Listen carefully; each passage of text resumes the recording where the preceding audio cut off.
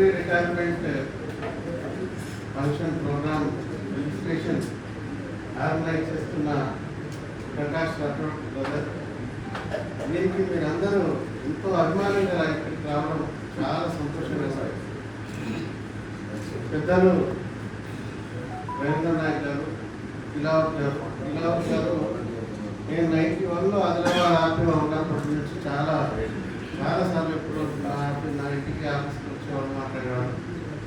అందరూ అభిమానులు అందరూ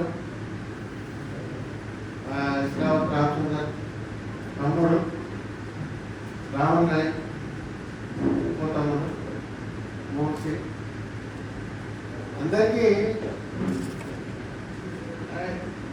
ఒక విషయం ఏంటంటే, నేను నా గురించి నేను చెప్పాలని కాదు, it is an occasion to say something about me.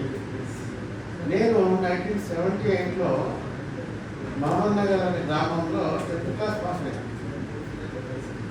అది అంటే మేము యాక్చువల్గా మా తాత రాజు ఇక్కడే మంజారాయిస్లో గుడారాల్లో ఉండేవాళ్ళు ఆ రోజుల్లో. 1930s ఉన్నప్పుడు అప్పుడే Nizam Sagar dam construction start చేసింది నిజాం గవర్నమెంట్. అప్పుడు వీళ్ళంతా పాల్గొనంతా అదే కదా, ఆ రోజుల్లో లేబరే కదా, మనమంతా ఈ డ్యామ్ కట్టింది మనమే కదా. నాగార్ సాగర్ కానీ శ్రీశైలం కానీ వేరే వారు ఎక్కడ డ్యామ్ కట్టారు మనమే ఉండేవాళ్ళు. ఆ విధంగా నిజాం సాగర్ డ్యామ్ కన్స్ట్రక్షన్ అన్నప్పుడు అక్కడ వీళ్ళు పోయి అక్కడ పనిచేయడం మొదలుపెట్టి 1932లో నిజాం సాగర్ కంప్లీట్ అయినప్పుడు అక్కడ ఉండే ఇంజనీర్స్ కానీ అక్కడ ఉన్న బుద్ధిదారులైన వాడు రామ్జీ క్యా చలో గ్యాన్ మ్యాన్ పంజాబ్ గ్యాన్ మ్యాన్ వచ్చారు. ఆ నిజాం సాగర్ డ్యామ్ మీద మా గ్రాండ్ ఫాదర్ ఇచ్చుకుని గ్యాన్ మ్యాన్ ఆ విధంగా ఎంప్లాయీగా ఉన్నాం.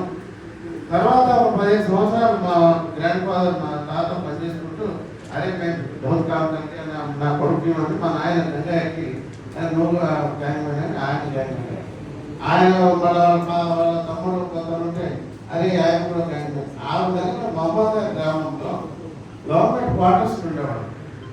ఆ విధంగా లైఫ్ స్టార్ట్ చేసి అక్కడ అది నాటే తండా కూడా కాదు, బట్ గ్రామం. అట్లా 78లో నేను మా అమ్మగారు జెడ్పీహెచ్ఎస్ స్కూల్లో 10th క్లాస్ పాస్ అయినా. అది ఎట్లా అంటే గత 3 సంవత్సరాలుగా స్కూల్లో నీళ్ళు చాట్ వస్తుంది 10th క్లాస్. 78లో నేను అప్పుడే పాస్ అయినా, 2nd క్లాస్లో పాస్ అయ్యాను. అంటే ఎంత అంటే students only my guidance only I had lot of distractions in fact 78లో. కానీ అది దానికి బెదరకుండా, దానికి డిస్ట్రాక్ట్ కాకుండా కష్టపడి పనిచేస్తుంది. That was my change of life. Turning point అంటాం కదా, అది అక్కడ స్టార్ట్ అయింది. అక్కడ నుండి I went to Nizamabad Giraj college, Khilla junior college intermediate class చేయడం, అక్కడ మళ్ళీ 6th క్లాస్ పాస్ కావడం. తర్వాత నేను ఐ వెంట్ టు రవి కళాశాల, గుంటూరులో రవి కళాశాలలో I was preparing for MBBS. అయితే ఎంబీబీఎస్ అంతా అయిపోయిన తర్వాత నేను నా ఫ్రెండ్ మోషేఖర్ నిజామాబాద్లో అయిపోయిన తర్వాత గాంధీ మెడికల్ కాలేజ్ అప్లికేషన్ ఇవ్వడానికి పోయినాను. అక్కడ my application was rejected just because 14 days short of my age. 14 రోజులు షార్టేజ్ వల్ల నేను ఎంబీబీఎస్ కాలేకపోయినాను. తర్వాత అప్పుడే ఏంటంటే కాల్ ఫ్రమ్ అగ్రికల్చర్ యూనివర్సిటీ, తర్వాత బిఎస్ అగ్రికల్చర్ 80-84, ఆ తర్వాత 84 to 86 న్యూఢిల్లీ ఎంఎస్సీ అగ్రికల్చర్ చేస్తున్నా. అప్పుడు కూడా మా యూనివర్సిటీ నుంచి 20 మంది పోయినా, but I only got selected. ఆ విధంగా ఢిల్లీలో ఉండడం. అదే ఫైనల్ ఇయర్లో national bank for agriculture and rural development NABARD వాళ్ళు క్యాంపస్ డెవలప్మెంట్ చేయడం. ఆ విధంగా నేను భువనేశ్వర్లో 4 years 86 to 1990 వరకు నేను పనిచేయడం. ఆ తర్వాత నేను 90లో అప్పటికే నేను 85లో ఫస్ట్ ఎగ్జామ్ రాసింది Indian forest service. 85 first I was just eligible for writing UPSC exam. 21 years I got selected first time, but so unfortunately I could not take because of color blindness. నా colour blindness వల్ల నేను reject అయిపోయినా. but I was first selected for it. I would have been CC, but I'm telling you openly, it's all nothing to hide whatever I had in my life. I thought I was preparing for civils. I got selected for 3 All India services. 86 లో Indian railway personal service select, but I did not join. Railway లో ఇక్కడే జైన్లో పోతే అక్కడ ఒక అప్పుడు గోరేక check officer పెట్టాము. మా నాబార్డు క్లాక్లో ఉంటుంది, అది నాబార్డు వాళ్ళకైతే మోటా బ్యాంక్, అది నాబార్డు బ్యాంక్ అయితే చూడండి జాయిన్ తోడు. Like that then again I got selected for Indian defence account service. Defence అనగానే విద్యుమకాయ చేశారు, నాకు అప్పుడే టైం బాగా చేశాను. అది కంటోన్మెంట్, ఆగ్రా కంటోన్మెంట్ వస్తుంది, ఆగ్రా కంటోన్మెంట్ ఇవ్వబోతారు. సో లైక్ దట్ దో నాకు తెలియకుండానే తర్వాత 89లో సెలెక్టెడ్ ఇన్ఫర్మేషన్ సర్వీస్. ఇదే మన దూరదర్శన్, తారాచంద్ర గారు సెలెక్టెడ్ ఫర్ దూరదర్శన్. బట్ ఏం కాదు, అప్పుడే నా ఫ్రెండ్స్ ఇక్కడ గ్రూప్ 1 రాస్తుంటే నేను కూడా గ్రూప్ 1 రాశాను. గ్రూప్ 1 రాసి I got selected for RTO direct RTO 1990 batch. నేను అనుకోవడము మాకంటే ముందు మోహన్ సింగ్ వాళ్ళ బ్రదరు అంటే కజిన్ రిలేషన్ అనుకుంటా, రతన్ అని అతను ఉండేవాడు 87లో. ఈ గాట్ సెలెక్టెడ్ గ్రూప్ 1 ఆఫీసర్గా మా బంజారాలో. అంటే అతను అప్పటికి ఎస్టీ ఉన్నాడో నాకు తెలియదు, కానీ అతను సెలెక్ట్ అయ్యాడు CTOగా ఫస్ట్. తర్వాత మన బంజారాలో మన లంబాడీలో గ్రూప్ 1 అధికారిగా నేను మోహన్ లాల్ ఇద్దరు సెలెక్ట్ అయ్యాను. 1989 ఎగ్జామ్ 1990.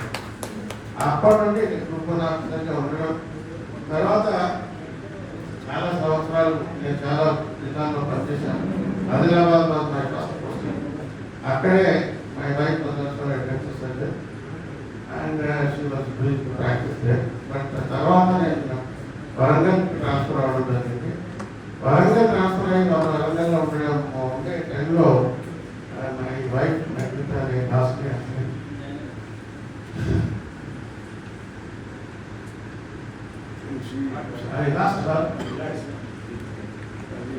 అది జీవితంలో మొదటి లాస్ట్ ఫిక్స్ అయ్యి ఏ శత్రువు కూడా రాకుండా చిన్న పిల్లలు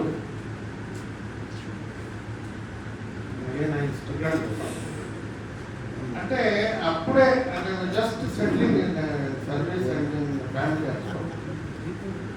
అప్పటి నుండే మన జోగిరావు తేజావత్ నా దగ్గరికి వచ్చేవాడు. అప్పుడు వరంగల్లో కూడా వచ్చాము, తర్వాత కరీంనగర్లో కూడా. అంటే సమాజ సేవ, సమాజం కోసం చేద్దామని నాకు ఎప్పుడు ఆలోచన ఉంటుంది. ఎప్పుడు ఏది ఉన్నా కూడా ఆయన చాలాసార్లు వచ్చి అడిగేవాడు, చేద్దాం అంటే ఎప్పుడు కాదలేదు. అయితే కొద్దిగా గ్యాప్ రావడము, మిస్సెస్ వైఫ్ చనిపోవడం, తర్వాత పిల్లలు చిన్నపడడం వల్ల కొద్దిగా చాలా డిస్టర్బ్ అవ్వడం జరిగింది. ఆ తర్వాత నేను 2011లో got promoted as joint transport commissioner. First posting Hyderabad joint transport commissioner. అప్పటి నుండి అందరితో కలవడం, అది మా మాత ఉద్యమం, మనకు తెలిసిన ఉద్యమం. నేను ఇలా హైదరాబాద్ జాయింట్ కమిషనర్ ఉన్నప్పుడు అప్పుడే సకల జనుల సమ్మె జరిగింది. ఆ సకల జనుల సమ్మె నేను హైదరాబాద్ జాయింట్ ఉన్నప్పుడు మా వాళ్ళంతా డిపార్ట్మెంట్ అది యూనిఫామ్ సర్వీస్ వాళ్ళు కూడా బయటకు పంపించి చేయించినట్టు. అప్పుడే స్వామిరావు మా ఆఫీస్లో అక్కడే అసలు ఆ దశ స్టార్ట్ అయింది, అక్కడే మనందరికీ తెలిసిందే. అక్కడ నుండి చాలా సంవత్సరాలు మీ అందరితో కూడా జరిగింది. నేను చెప్పేది ఏం లేదు, ఒకటి మన అప్పుడు ఎస్పెషల్లీ మన వాళ్ళు ఏ చిన్న ఉద్యోగం అయినా